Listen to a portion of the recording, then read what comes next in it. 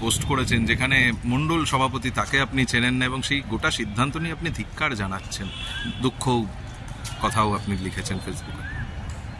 কালকে যখন দেখলাম যে একজনকে ঘোষণা করছে নাম, তার নাম আমি কোনোদিন শুনিও নাই, তাকে চিনি না, জানি না। আমি 10 বছরের বিধায়ক, আমি সবাইকে চিনি, সব রাজনৈতিক দলের নেতৃত্বকে চিনি, আমার দল বিজেপিকে তো খুব ভালো করেই চিনি।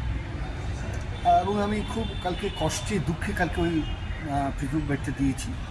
আমার ভালো লাগেনি, কারণ আমি মনে করি যদি একটা আলোচনার টেবিল থাকে, উন্মুক্ত থাকে, আর সেখানে বসে যদি কোনো সিদ্ধান্ত হয় দল সমৃদ্ধ হবে। আলোচনা না করে যদি কোনো কিছু সিদ্ধান্ত না হয় দল সেখানে সংকুচিত হবে। আমি এটা মনে করি, বহুদিন ধরে দল কাটার অভিজ্ঞতা মনে করি। তো আলোচনার টেবিলে বসে আমরা সেটা কেন মেটালাম না, কেন আমরা ঠিক করতে পারলাম না? যদি আলোচনার টেবিলে বসে আমরা যদি সিদ্ধান্ত নিতাম, কারণ নির্বাচনটা 26 সালে ফেস কিন্তু বিধায়ক হিসেবে আমার মণ্ডল সভাপতিদের এবং মণ্ডলে যারা কার্যকর্তা আছে তাদেরকে নিয়ে আমাকেই ফেস করতে হবে। বেশিরভাগ সময় আমাকে পড়ে থাকতে হবে আমাকে জেতার জন্য। এবারও সুকান্ত মজুমদারকে সেখান থেকে আমার ওখান থেকে প্রায় 18,000 বেশি ভোট লিড দিয়েছি। এবং এটা যদি না হতো, আমি যথেষ্টই সুকান্ত মজুমদারকে ভালোবাসি এবং স্নেহ করি যথেষ্টভাবে। যারা আছে জেলায় তাদের সঙ্গে আমার কোনো বিরোধ নেই, কিন্তু ওদের উচিত ছিল আমার সঙ্গে পরামর্শ করে অন্তত একটা সিদ্ধান্তে আসা। নাহলে পরবর্তীতে আমি আরেকদিন বসতাম, তড়িঘড়ি করে এটা ঘোষণা করতে হবে গঙ্গারামপুর এবং আমাকে ছোট করতে হবে। এটা আমাকে ছোট করার অর্থ এখানে সবাইকে ছোট করা। আপনি যে জেলার কথা বলছেন সেই জেলা খোদ রাজ্য সভাপতির জেলা, সেই লোকসভা কেন্দ্র, সেখানে এই অবস্থা হলে বাকি জায়গার কি হাল?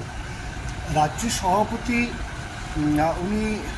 ওনাকে আমি ব্যক্তিগত বলেছি, জেলা সভাপতি ব্যক্তিগত বলেছি, যিনি ডিআরও গোবিন্দ মণ্ডল তাকে ব্যক্তিগত বলেছি এবং বহুবার তাদেরকে বলেছি যে বিধানসভা নির্বাচনের সময় অবশ্যই মণ্ডলের সঙ্গে জেলার সঙ্গে দলের একটা বিধায়কদের একটা সমন্বয় দরকার।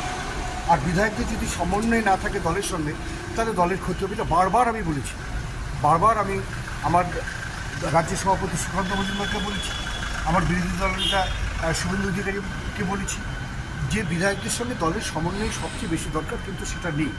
আজকে তো বিধানসভা এখানে ভিতরে অনেকের সঙ্গে কথা হলো, অন্তত 90% বিধায়ক আমাকে বললো তো সব জায়গায় একই জিনিস করছে, বিধায়কদের কোনো গুরুত্ব দিচ্ছে না, কোনো কথা শোনে না, যা খুশি তাই করছে। কাজে এই জায়গাটা আমার মনে হয় একটা আমি অনুরোধ করব, আমি রাজ্যের সভাপতি থেকে বয়সও বড়, বহুদিন ধরে রাজনীতি করছি, বিভিন্ন রাজনীতির সঙ্গে যুক্ত ছিলাম, আমি তাকে অনুরোধ করব যে আলোচনার টেবিল একটা উন্মুক্ত রাখুন এবং সেই আলোচনার টেবিলে একসঙ্গে বসে দলকে সমৃদ্ধ করার ব্যবস্থা। এতে তো দলের ক্ষতি হচ্ছে, এতে দলের ক্ষতি হচ্ছে এবং এটা ঠিক হচ্ছে না। আমি বলেছি এটা দলের ক্ষতি হচ্ছে, ঠিক হচ্ছে না। একসঙ্গে বসুন, ঠিক করুন, তবেই দল বাঁচবে।